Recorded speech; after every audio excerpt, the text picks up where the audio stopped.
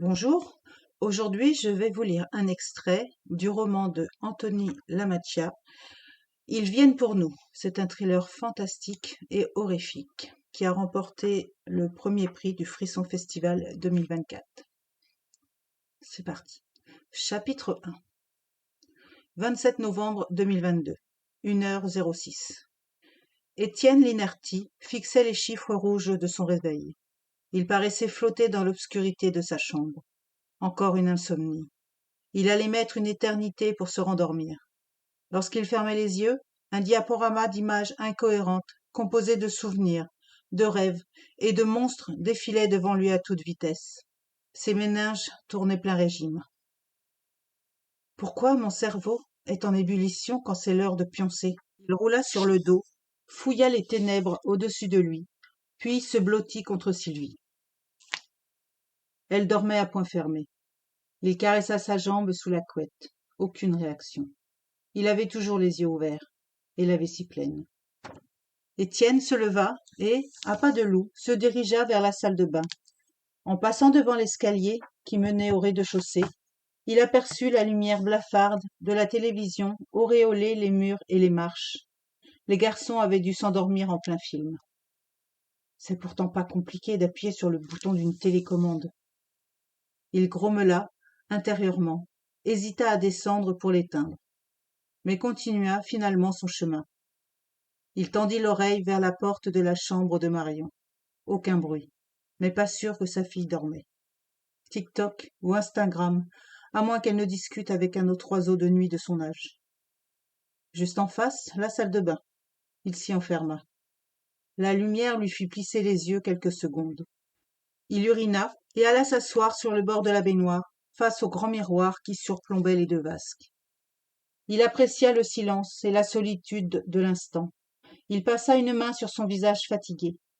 Vu qu'il était réveillé, peut-être devrait-il regagner son bureau pour dessiner un peu ou prendre des notes pour sa BD. Il vaudrait mieux que je dorme, peut-être demain. Non, impossible. Il avait prévu de consacrer le dimanche à ce fichu jardin. Désherber, tailler, ramasser les feuilles mortes et ces satanés bambous. Quelle idée avait eu l'ancien propriétaire d'en mettre autant? Maintenant, leurs racines allaient même jusqu'à se faufiler sur le terrain des voisins. Il faudrait ensuite ramener Nicolas chez lui. Aurélien avait-il fait ses devoirs? Sylvie s'en occuperait. Il pourrait peut-être s'isoler une petite heure dans son bureau.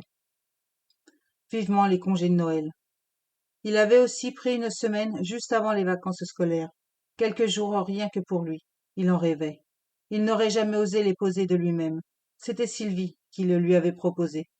Sa femme était une sainte. Tu en as besoin. Cette année a été difficile. C'était peu de le dire. Tout d'abord, ils avaient été cambriolés dans leur ancien appartement après les fêtes de fin d'année.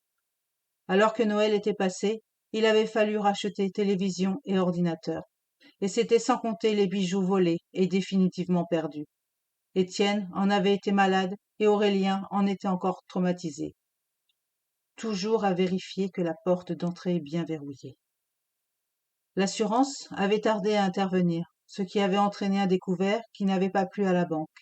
Le crédit avait manqué de leur passer sous le nez. Ensuite, une fois la maison achetée, ils avaient eu la folle idée de déménager la veille d'une rentrée des classes. Impossible de réunir suffisamment de bras avant le premier week-end de septembre, et les enfants étant scolarisés dans le nouvel établissement, à plus d'une heure de leur ancien logement, il leur avait fallu impérativement se trouver dans les murs avant la reprise des cours. Mission accomplie de justesse. Puis l'emménagement du nouveau foyer. Grande maison, étage et jardin, quartier résidentiel moderne. Avec le travail et les enfants, l'affaire s'était tout juste terminée la semaine dernière. Et il restait encore des cartons dans le garage, sans parler de ceux entassés dans le placard mural du bureau. C'est à peine si Étienne et Sylvie avaient mis le nez dehors depuis qu'ils étaient arrivés, ou s'ils avaient eu le temps de rencontrer leurs nouveaux voisins. De vrais sauvages. Au contraire de leurs enfants. Au collège, Aurélien s'était rapidement fait un ami du nom de Nicolas, et Marion avait déjà réussi à se crêper le chignon avec une camarade de classe. De ce qu'Étienne avait saisi, une certaine Cassandra avait voulu la bisuter, mais Marion avait son caractère et ne s'était pas laissé faire. et à cela s'ajoutait l'ambiance assez morose qui régnait parmi les élèves. Et ça se comprend. En juin dernier, peu avant les vacances d'été, un incendie s'était déclenché dans le gymnase de l'établissement. 4 adolescents avaient péri, coincés dans un vestiaire. Ils avaient brûlé vifs. Il y a leurs photos et les fleurs à l'entrée de leur bâtiment, avait raconté Marion. C'est glauque. Peu après, ils avaient appris que les résultats de l'expertise n'avaient pas conclu à un accident, mais bien à un acte criminel. Le feu aurait été déclenché délibérément. Et en guise de bouquet final, en prenant en compte les incendies dans la forêt de Morel et dans le village voisin de Salherbe, cette même année, les enquêteurs en étaient venus à supposer qu'ils avaient affaire à un ou des pyromanes récidivistes. Dans quel monde vit-on? Étienne se releva et s'observa dans le miroir. Des cheveux blancs continuaient d'apparaître au milieu des châtains, et sa calvitie gagnait du terrain, élargissant son front. Des cernes soulignaient ses yeux noisettes, et la fatigue creusait ses joues. Les néons des 2 côtés de la glace exposèrent la pâleur de son teint. Il paraissait presque malade. Il palpa ses bras et ses pectoraux flasques, avant de pincer la bouée de son ventre, dans laquelle s'étaient embourbés les abdominaux de sa jeunesse.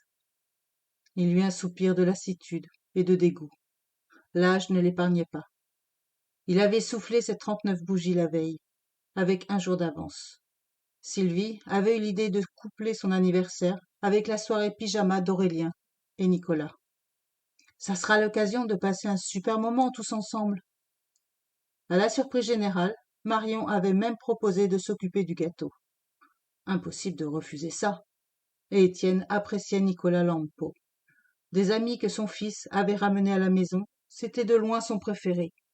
Souriant, poli, du moins avec les adultes, turbulent parfois, mais drôle, il lui avait tout de suite plu, et ça le changeait des précédents copains d'Aurélien, qu'il avait toujours trouvés sots et sans éducation.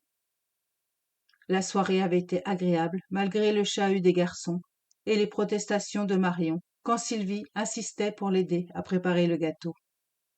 Cependant, Étienne s'était senti comme en décalage avec cette ambiance bon enfant, comme si le déménagement n'était pas encore terminé, comme s'il peinait à trouver ses repères, alors que tout le monde avait assimilé le changement et était passé à autre chose. Comme si j'étais une horloge déréglée. Presque absent, il avait même souhaité que ça se finisse vite, pour rejoindre son lit, surtout après le gâteau de Marion. Elle a été adorable de faire ça, mais pourquoi fallait-il que ça soit si mauvais? Étienne sourit en repensant à cette ignoble étoile de mer molle, du moins c'est ainsi qu'il avait vu la pâtisserie, avec sa surdose de beurre et son immonde glaçage vert bleu. C'est la recette d'une amie, avait alors précisé Marion, aussi honteuse qu'agacée. Les vieilles bougies qu'elle avait récupérées n'arrivaient même pas à tenir droit et semblaient se noyer dans le sucre. « Fais un vœu !» avait demandé Sylvie d'un air las, mais néanmoins souriante.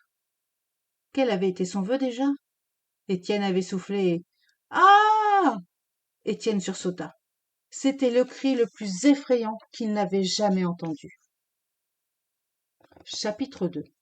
1h11. Ça venait de l'extérieur. Le cœur battant la chamade, Étienne ouvrit la porte de la salle de bain et tendit l'oreille. Un nouveau cri. « Au secours !» Bon sang! Il dévalait l'escalier. À la moitié, le mur de droite s'effaçait, remplacé par une rambarde en fer forgé et donnant directement sur le grand séjour. Un coup d'œil vers le canapé convertible. Aurélien et Nicolas dormaient toujours, bleuis par la télévision encore allumée. Les 3 dernières marches formaient un angle vers la droite et se terminaient dans le salon, où, tout de suite à gauche, se trouvait la porte d'entrée, verrouillée.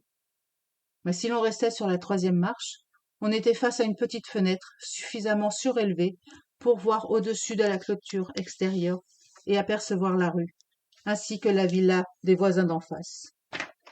La famille l'avait appelé le périscope, car elle donnait l'impression de pouvoir observer les alentours, devant la maison, sans être vue, du moins si l'on laissait les lampes éteintes. Étienne s'y colla, pour tenter de déceler l'origine des cris. 2 lampadaires étaient plantés aux extrémités de la rue. Mais ils n'étaient pas la seule source de lumière. Toutes les fenêtres de la maison d'en face, ainsi que son jardin, étaient éclairées. La clôture empêchait Étienne de voir en dessous du premier étage. Mais le témoin jaune du portail se mit à clignoter, et le panneau de fer commença à coulisser, glissant lentement derrière la haie. Étienne plissa les yeux. Il aperçut bientôt la cour intérieure de ses voisins, et ce qu'il découvrit le fit hoqueter d'horreur. La porte d'entrée était ouverte. Une épaisse traînée rouge en sortait et longeait le chemin pavé, cerné de pelouse, jusqu'à un corps rampant qui griffait la pierre pour se diriger vers l'extérieur. C'était la voisine qui s'échappait à plat ventre de sa propre maison. Ses jambes avaient été arrachées et saignaient abondamment. Les larmes et la panique avaient transformé son joli visage en fresque de terreur. Étienne ouvrit la petite fenêtre et fit rentrer ses cris. « Au secours! Aidez-moi par pitié !» « Tenez bon !» lança Étienne, la voix enrouée. « J'arrive !» Tremblant, il se releva, bondit devant la porte d'entrée, tourna maladroitement les clés, posa sa main sur la poignée, prit une grande inspiration. Et si jamais c'était dangereux, ses jambes, on dirait qu'on les a coupées avec une tronçonneuse. Et si on me... Étienne ? Sylvie venait de sortir en trombe de la chambre et dévala les escaliers en nuisette, pieds nus. Qu'est-ce qui se passe ? Elle s'arrêta devant le périscope et aperçut leur voisine se vider de son sang. Mon Dieu, Isabelle ! Isabelle, depuis quand connaît-elle son nom ? Sylvie pivota vers Étienne, ses longs cheveux blonds en désordre, mais ses yeux bleus grands ouverts. Vite, il faut aller l'aider. C'est peut-être dangereux. Tu te fous de moi? Elle est blessée. Tu as appelé les secours? Non, je viens de la voir. Bordel, Étienne, qu'est-ce que tu attends? Pitié, à l'aide! Maman, c'est quoi? Étienne se retourna. Aurélien et Nicolas s'étaient réveillés. À genoux sur le canapé, la moitié de leur corps dépassant du dossier. Ils fixaient les adultes, avec un mélange de crainte et de curiosité, les yeux écarquillés. C'est rien, répondit Étienne. Éteignez-moi cette télé. La télé? Mais je rêve, gronda Sylvie. Elle descendit les dernières marches, poussa son mari, ouvrit la porte et... Ah! Ultime hurlement d'Isabelle. À croire qu'on lui avait arraché les cordes vocales. Puis il y eut cet horrible bruit de frottement et ce grognement lugubre, profond. Enfin, le silence. Sylvie et Étienne se figèrent quelques secondes. La respiration des garçons trahissait l'accélération de leur rythme cardiaque. Finalement, Sylvie sortit dans la cour d'entrée, leva le loquet de la porte extérieure et arriva dans la rue. Étienne la suivit dans la nuit froide, après avoir ordonné à Aurélien et Nicolas de ne pas bouger. Ils ne firent que quelques pas vers la maison d'en face. La voisine avait disparu. Il ne restait d'elle que la traînée de sang qui s'arrêtait juste avant les rails du portail. Toutes les lumières de l'étage et du jardin étaient désormais éteintes. Ne subsistait que celle du rez-de-chaussée qui, jaillissant de la porte d'entrée encore ouverte, tranchait l'obscurité du dehors. Étienne prit la main de sa femme. Ils échangèrent un regard effrayé avant de fixer de nouveau la maison, essayant de comprendre, de réaliser ce qu'ils venaient de voir. La gorge sèche, Étienne parla le premier. « Chérie, on doit rentrer. » Sylvie déglutit. « Oui, on doit l'aider, dit-elle. Peut-être que son mari est blessé aussi. » Son mari? Mais tu les connais? Sylvie fronça les sourcils. Pas du tout. Mais tu connais le nom de... Leur fille est en classe avec Marion. On s'est juste croisés. Étienne sentit un léger agacement dans la voix de sa femme. Pourquoi devait-elle toujours monter le ton quand il essayait simplement d'être à la page? On devrait peut-être aller voir, dit Sylvie. Étienne se retint de la traiter de folle. Hors de question d'entrer dans cette maison. Ce n'était pas à eux de faire ça.